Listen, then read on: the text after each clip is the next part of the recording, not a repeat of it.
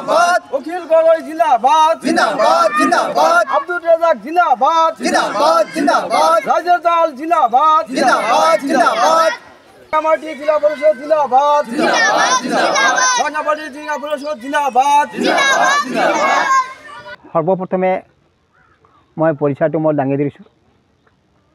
মোৰ নাম আব্দুল ৰাজাক শ্বেখ।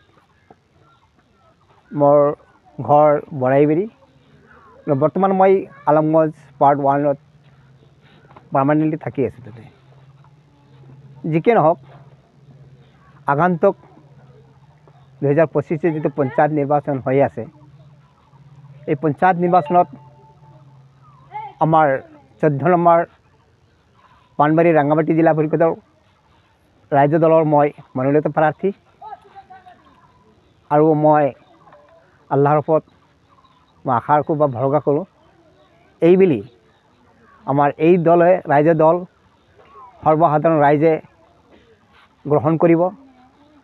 আৰু মই এই চেনেলৰ জৰিয়তে মই দুই এষাৰ কথা ক'ব বিচাৰি আছোঁ যে এইবাৰ আমাৰ যিটো পাণবাৰী ৰাঙামাটি জিলা পৰিষদৰ যিটো নমুনা পাই আছোঁ, ইনশাল্লাহ 100% আমাক জনসাধাৰণে আমাক সমৰ্থন দি আছে।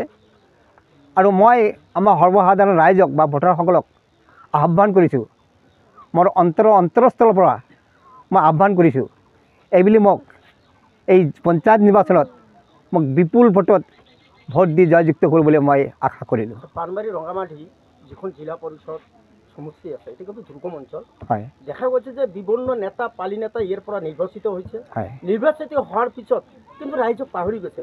ছাপ'জ আজি ধৰক যেনেকুৱা দৰিদ্ৰ মহিলাৰ কাৰণে চৰকাৰে এটা অভিলেখী আঁচনি লৈছিল, অৰুণোদয় আঁচনি, তাতে কিন্তু বিভিন্ন খেলি মেলি হৈছে। আপুনি যদি এইখন জিলা পৰিষদৰ পৰা জয়লাভ কৰে, আপোনাৰ প্ৰথম পদক্ষেপ কি হ'ব? ইনশাল্লাহ আপুনি যিটো মোক প্ৰশ্ন কৰিলে, অৰুণোদয় আঁচনি বা যিকোনো আঁচনি হওক, এইটো মই ৰাইজৰ মতামত সাপেক্ষেহে মই এইটো মানে যোজনাটো মই প্ৰয়োগ কৰিম। মই ৰাইজক বিনা অনুমতিত মই এটা কামো নকৰোঁ, কিয়নো আমাৰ ৰাইজৰ দল ৰাইজৰ হকে কাম কৰি আছে। আৰু ৰাইজৰ দলে কেতিয়াও আমাৰ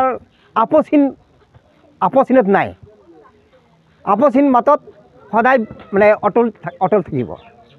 সেইকাৰণে অকল অৰুণোদয় আঁচনি নহয়, আমাৰ যিকোনো আঁচনি হওক, ডেভেলপমেণ্ট বা যিকোনো উন্নয়ন ক্ষেত্ৰত হওক, আমাৰ ৰাইজৰ দলে সদায় ৰাইজৰ লগত থাকিব আৰু ৰাইজৰ উন্নতি হোৱাৰ পক্ষে যিকোনো মাত মাতিব ইনশাল্লাহ। এইটো আপোনালোকে জানে যে অসমৰ ভিতৰত আমাৰ ৰাইজৰ দলৰ যিটো নেতা অখিল গগৈদেৱ এজন প্ৰতিবাদী কণ্ঠ। এই প্ৰতিবাদী কণ্ঠক কোনেও ৰোধ কৰিব পৰা নাই। আপোনালোকে জানে যে অসমৰ ভিতৰত যিটো বিজেপি চৰকাৰ আছে, বিজেপি চৰকাৰ যিটো আমাৰ মুখ্যমন্ত্ৰী CM যিটো হেমন্ত বিশ্ব শৰ্মাদেৱ আমাৰ নেতাৰ ওপৰত কিমান অত্যাচাৰ কৰিছে, ইনশাল্লাহ আমাৰ অখিল গগৈদেৱক আমাৰ হেমন্ত বিশ্ব শৰ্মা কোনো মানে ল'ব পৰা নাই। আৰু এটা কথা আপোনাক সুধিব বিচাৰিছোঁ, দেখা গৈছে যে কংগ্ৰেছৰ প্ৰাৰ্থী কেন্দ্ৰত যিটো বিসংগতি চলি আছে, তেখেতে কিন্তু দলীয় প্ৰাৰ্থী দিয়াৰ নামত 8ৰ পৰা 15 পৰা 20 লাখ টকালৈকে তেখেতে উচকৈ লৈ পেলাই অনা কংগ্ৰেছী ব্যক্তি কিন্তু প্ৰাৰ্থীত্ব আগবঢ়াইছে। চাব আজি ধৰক যিটো আমাৰ 14 নং পাণবাৰী ৰঙামাটি জিলা পৰিষদ আছে, ইয়াত কিন্তু এগৰাকী প্ৰাৰ্থীক প্ৰচাৰ কৰিছে। সেই যুৱকজনৰ নাম হৈছে ছানৰ হোসেন।